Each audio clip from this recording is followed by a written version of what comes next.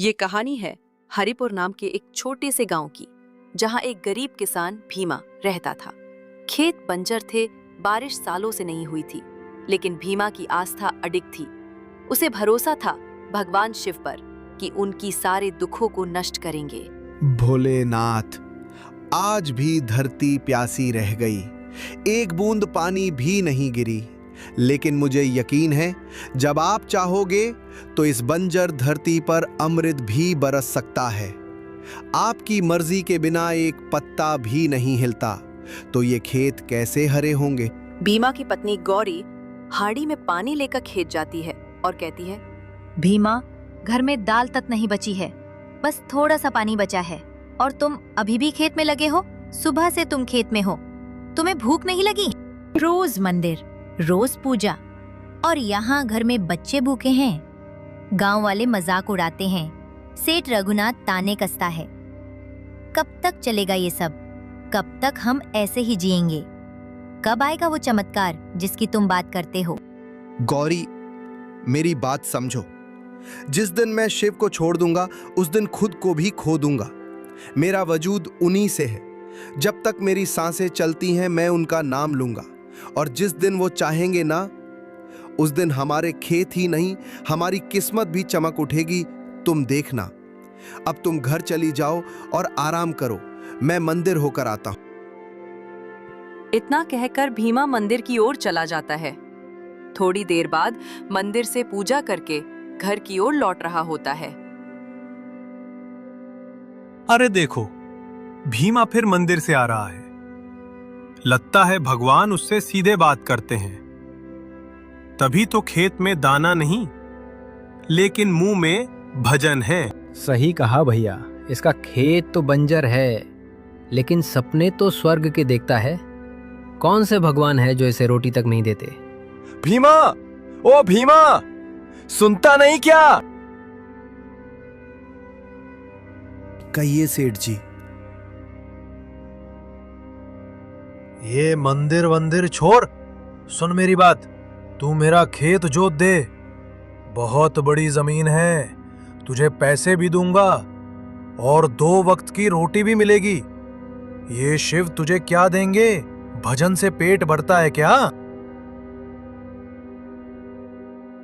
सेठ जी, आपकी जमीन में जरूर अन्न होगा, पर मेरे दिल में परमात्मा बसते हैं। मैं दोनों को भूखा नहीं रख सकता। आपका काम करूंगा तो अपना धर्म कैसे निभाऊंगा? और मेरा धर्म ही मेरा पेट पालता है सेठ जी। अरे जा जा, चल, ये ज्ञान किसी और को देना। हमें तो पेट भरना आता है। भूखे पेट ना भजन होता है, ना भगवान मिलते हैं।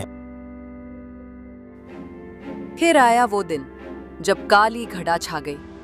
तेज तूफान, गांव वाले डर के मारे अपने अपने घरों में छुपे हुए हैं।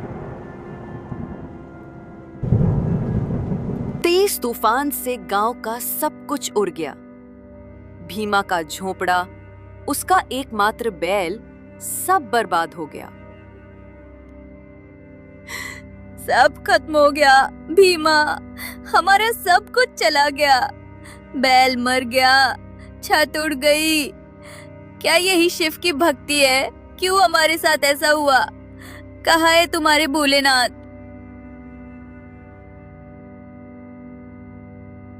भोलेनाथ, आपने छीना है तो जरूर कुछ सिखाना होगा। मैं आपकी इच्छा को स्वीकार करता हूँ। ये मेरी परीक्षा है और मैं इसे पूरा करूंगा। कैलाश पर्वत पर दिव्य शांति और प्रकाश फैला हुआ है। भगवान शिव के समक्ष नारद मुनि आते हैं। प्रभु, क्षमा करें, मैंने आपकी तपस्या भंग की, परंतु इस क्षण धरती पर एक ऐसा भक्त है जिसने मेरा मन विचलित कर दिया है। नारद, मैं जानता हूं तुम भीमा की बात कर रहे हो ना? प्रभु, आप सब जानते हैं, वो गरीब किसान भीमा जिसने सब कुछ गंवा दिया। उसका झोंपड़ा, उसका बैल, उसकी आखिरी उम्मीद, फिर भी उसने आपका नाम नहीं छोड़ा। इस तूफान में भी वो आपके मंदिर में बैठा भजन गा रहा है।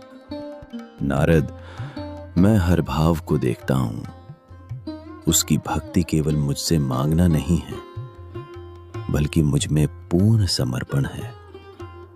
उसने मुझे स्वीकार किया, मेरी हर मर्जी को अपना माना।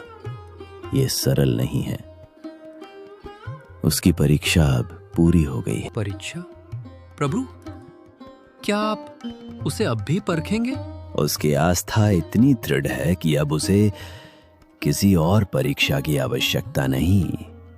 अब समय आ गया है उसे उसके समर्पण का फल देने का। मैं स्वयं धरती पर जाऊंगा। अगली सुबह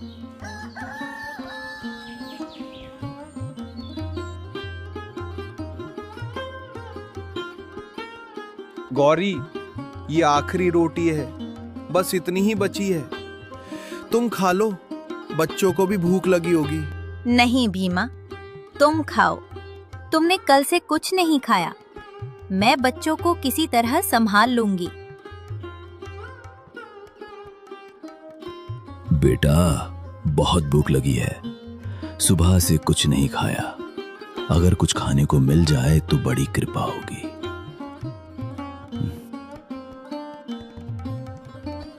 हमारे पास कुछ नहीं महाराज, आप देख ही रहे हैं। बस ये एक ही रोटी है और ये हमारे बच्चों की आखिरी उम्मीद है। हम भूखे मर रहे हैं। गौरी, शिव का ही रूप है हर साधु में। भूखे को भोजन कराना सबसे बड़ा धर्म है। महाराज, लीजिए, यह आपके लिए ही है। भोलेनाथ, आप इस गरीब की कुटिया में पधारे। उठो भीमा, तेरी भक्ति ने मुझे बाध्य किया। तेरी श्रद्धा, तेरा समर्पण अतुलनीय है। आज तू मेरे दर्शन का अधिकारी है। मैंने तुम्हें हर तरह से परखा और तुम हर कसौटी पर खरे उतरे। अब समय है तुम्हें तुम्हारे त्याग का फल देने का। जो कुछ तूने खोया है उससे 100 गुना पाएगा। तेरा यह गांव हरिपुर अब कभी सूखा नहीं देखेगा। तुम्हारी भक्ति युगों तक याद रखी जाएगी।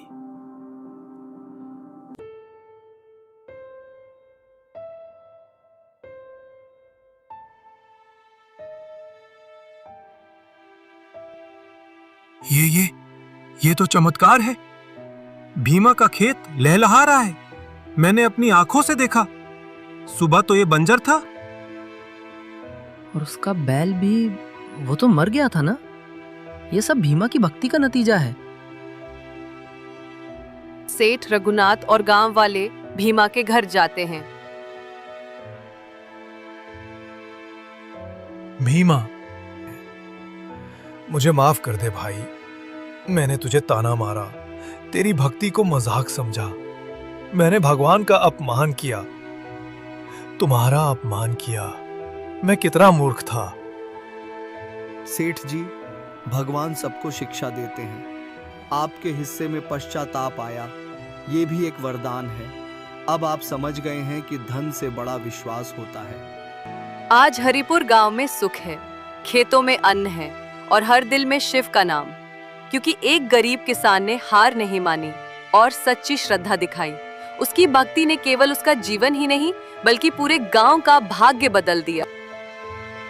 हे भोलेनाथ, आपकी कृपा से आज हम सब समृद्ध हैं। मेरी बस एक ही प्रार्थना है, जो भी इस मंदिर में भूखा आए उसे सिर्फ रोटी नहीं विश्वास भी मिले, क्योंकि विश्वास ही सच्ची शक्ति है।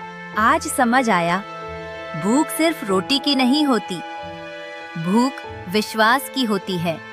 और जिसने विश्वास पर भरोसा रखा उसे सब कुछ मिल गया।